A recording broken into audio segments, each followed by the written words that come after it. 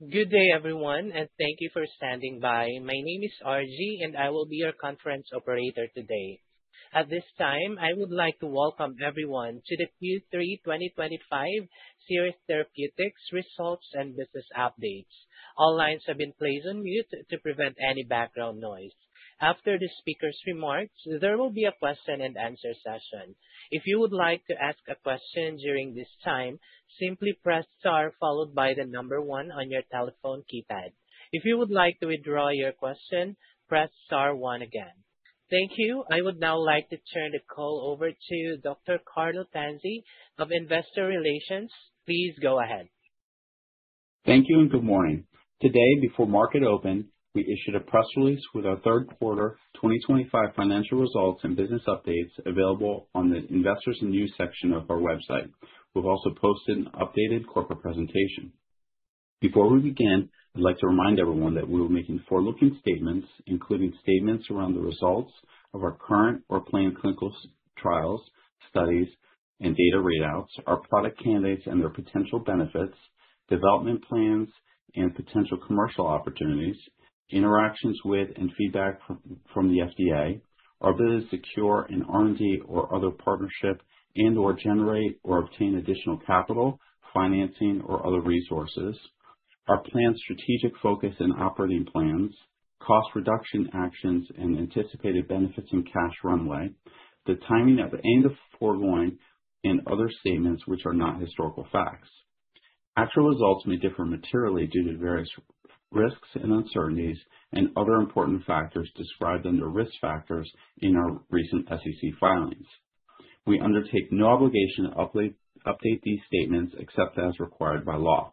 On today's call with prepared remarks are Marella Thorell, our Co-Chief Executive Officer and Chief Financial Officer, and Dr. Matthew Henn, our Chief Scientific Officer. Additional members of the management team, including Tom DeRosier, Co-CEO and Chief Legal Officer, Terry Young, Chief Commercial and Strategy Officer, and Dr. Dennis Walling, our SVP of Clinical Development, will be available during the Q&A portion of the call. And with that, I'll turn the call over to Marella. Thank you, Carlo, and good morning, everyone. We made good progress during the quarter. Our immediate priority remains advancing SER-155, our lead investigational oral live biotherapeutic for the prevention of bloodstream infections, or BSIs, in adults undergoing allo-HSCT into a phase 2 study.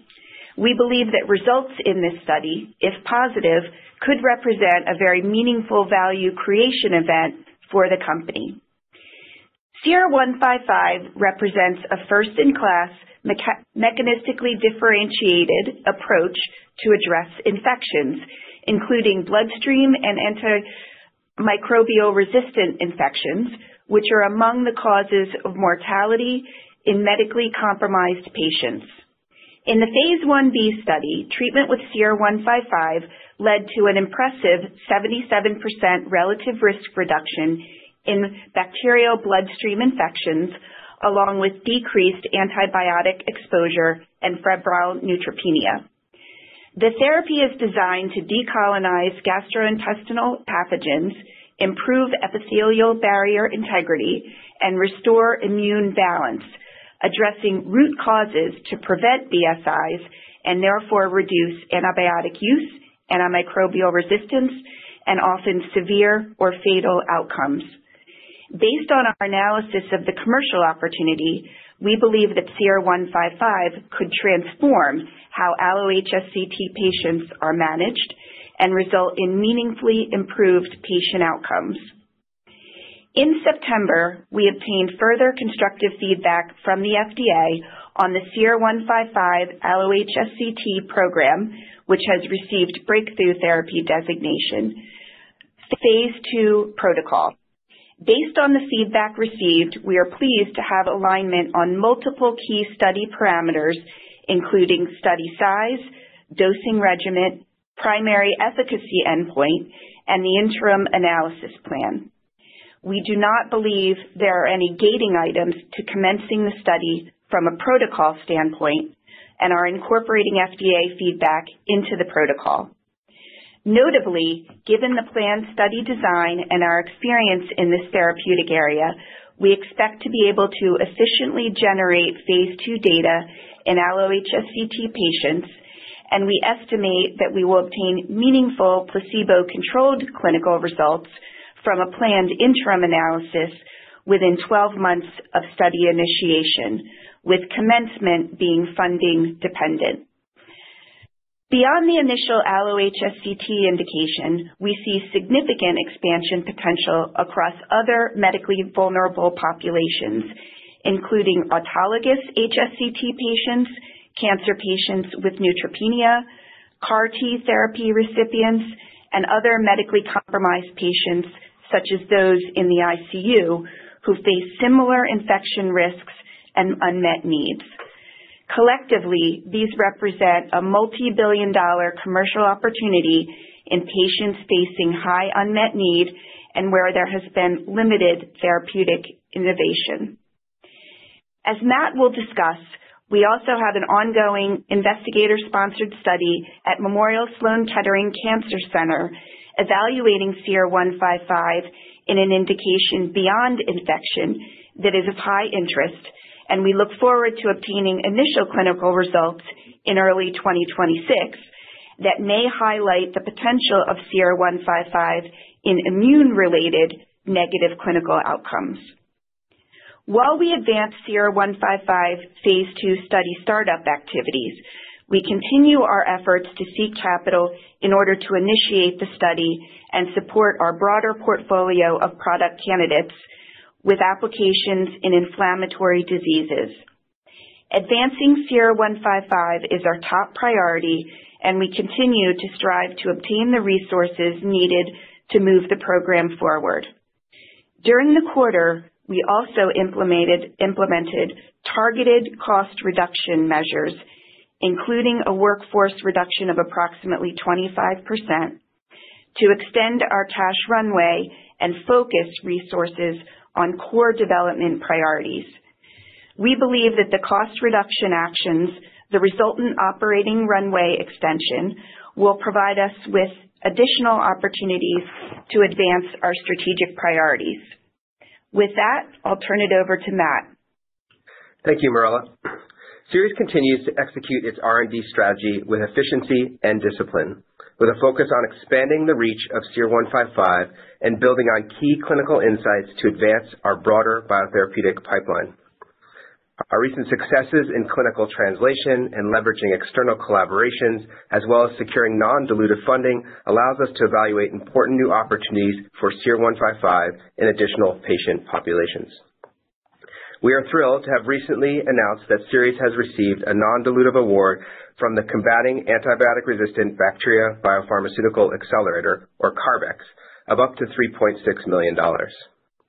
This award represents the second CARB-X grant to Seres and will support the development of an oral liquid formulation of SER-155, which is intended to expand future access to this biotherapeutic in medically vulnerable patients who cannot easily swallow capsules, including patients in intensive care units and some pediatric and elderly patients.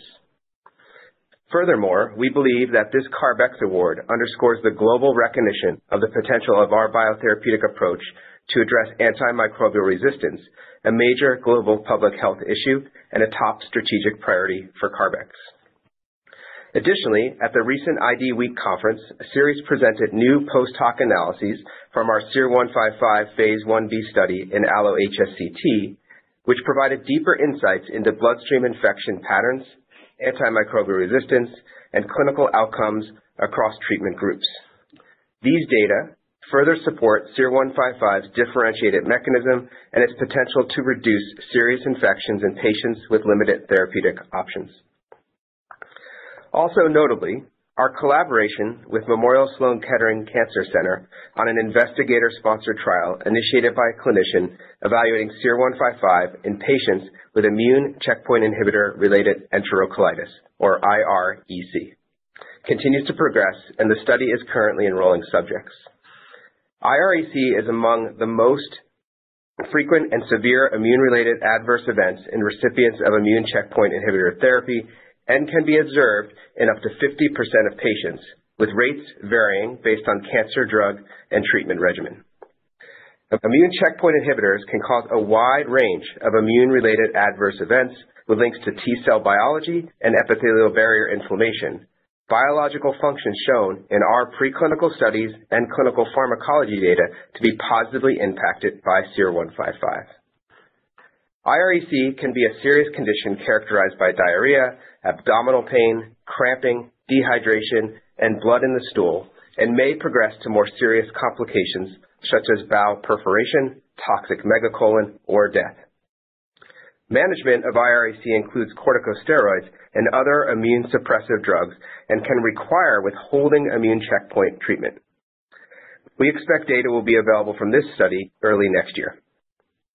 We also continue to explore potential R&D partnerships to advance the development of our investigational live biotherapeutics in inflammatory and immune diseases, including ulcerative colitis and Crohn's disease. These represent large patient populations with a continued need for new mechanisms of action, in particular therapies that can target epithelial barrier-driven inflammation and that are not immunosuppressive. Clinical and preclinical data generated through support from the Crohn's and Colitis Foundation support the potential use of our biotherapeutics to address these unmet medical needs and provide a new approach to treat these conditions, either as a monotherapy or combination therapy.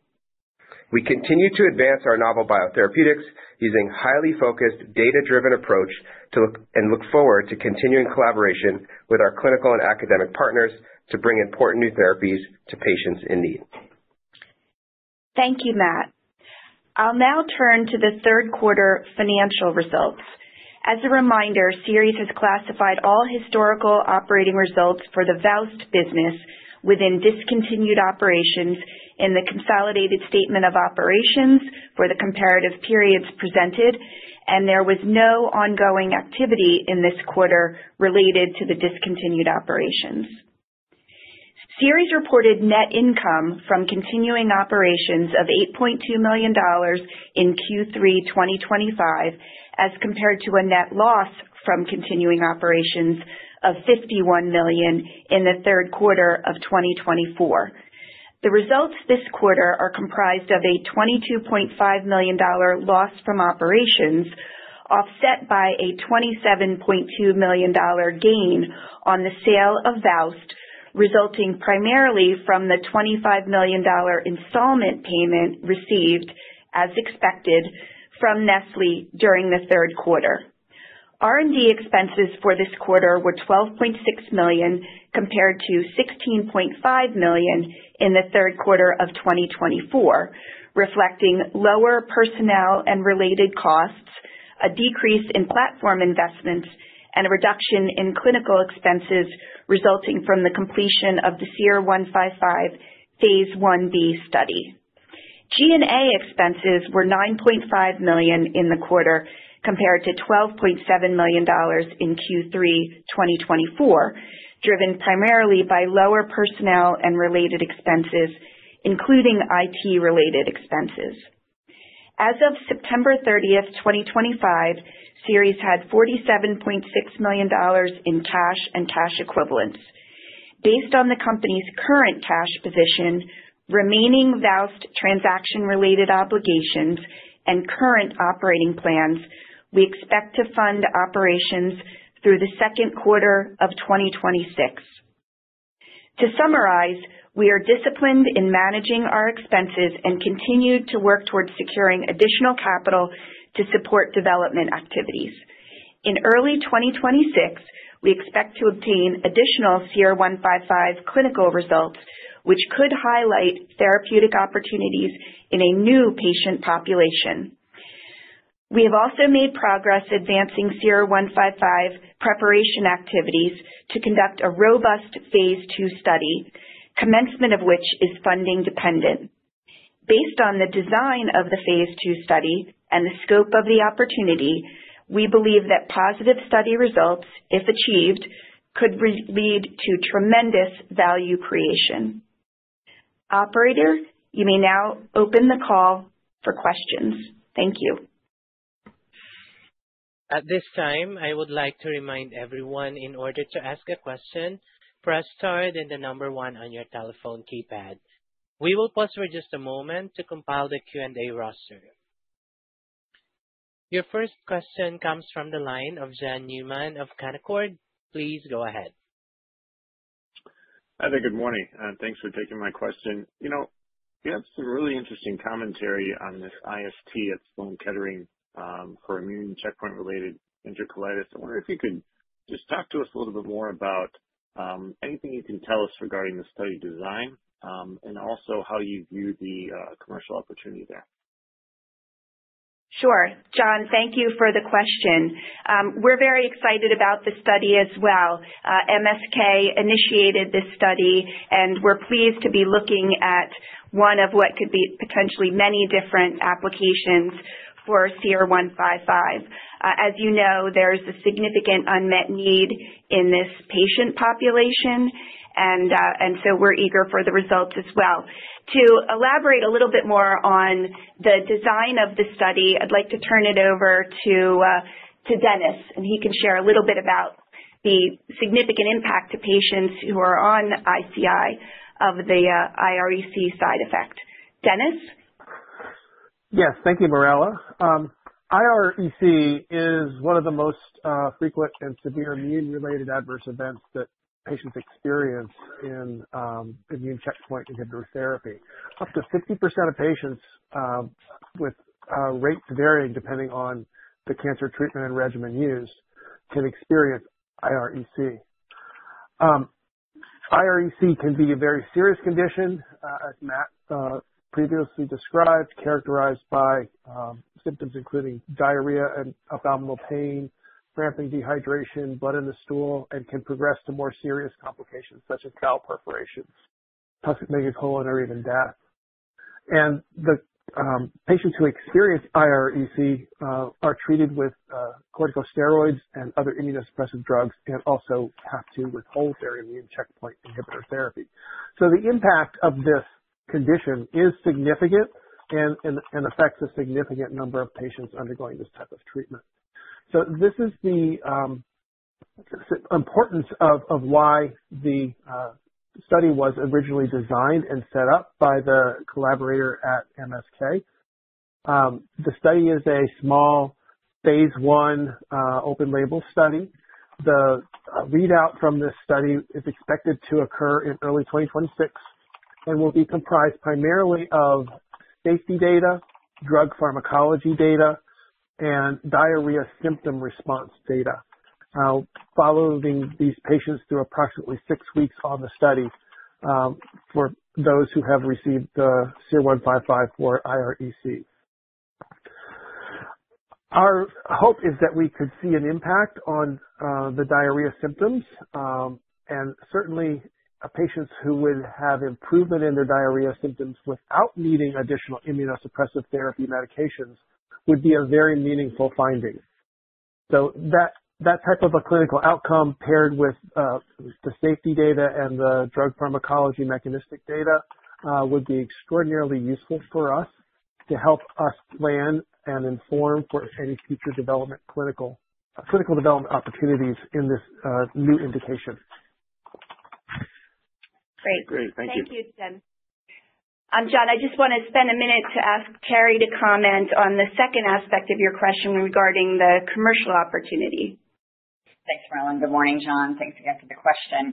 As Dennis outlined, and this is a very common side effect of a very commonly used class of medications across many tumor types in oncology, perhaps best evidenced by Keytruda net sales last year of almost $30 billion and growing at 18% versus 2023. So these are highly used agents, growing, will continue to grow, particularly as biosimilars become available in the class. In terms of the patient impact, just double-clicking a little bit on what Dennis said, it's not uncommon for patients to have to either pause or discontinue their cancer treatment altogether to go down this detour of addressing the enterocolitis. It frequently drives them into the hospital. It's also a key limitation on physicians' choice of using combination therapies, which may be highly effective for treating the different tumors they're trying to address.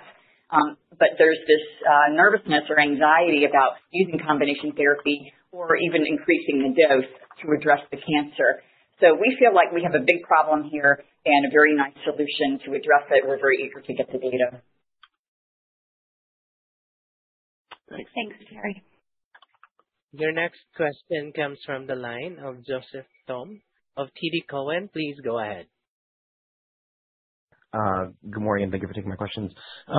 Maybe just a couple on the potential partnership deals. Can you talk a little bit about how much capital you would need to get to that initial SER-155 data within the 12 months of study initiation? And then I guess secondly, anything that you can do to kind of convey confidence that you'll be able to achieve something within the next 6 months within your targeted cash runway. And then maybe last, if you're able to comment, there obviously was a report during the quarter that Nestle made a takeout offer. Are you able to comment on if that was authentic and maybe why that wasn't an appropriate choice at that time? Thank you. Great. Good morning, Joe, and thank you for the question. So first of all, just to talk a little bit about the design of the phase 2 study. Importantly, that interim analysis 12 months after the study start will allow us a capital efficient and timely recovery of data. And we were pleased to get feedback from the FDA that they were in alignment with that approach. As to the specific capital needs, we haven't guided on that other than to say that, the timing of that and the way that we've designed the study, we do feel that we'll get meaningful safety and efficacy data given the patient count in this study at that IA point.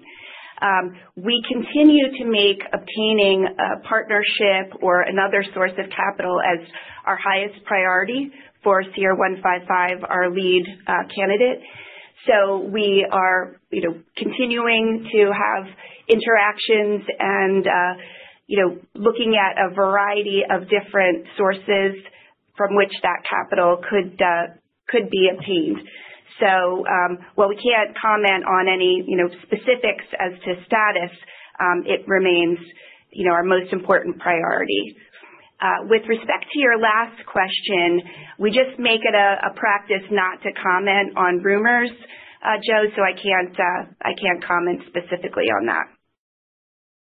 Understood. Thank you. Thank you. That ends our Q&A session, and we appreciate your participation. I will now turn the call back over to the management for closing remarks. Please go ahead. Thank you. Thanks, everyone, for joining us this morning, and have a great day.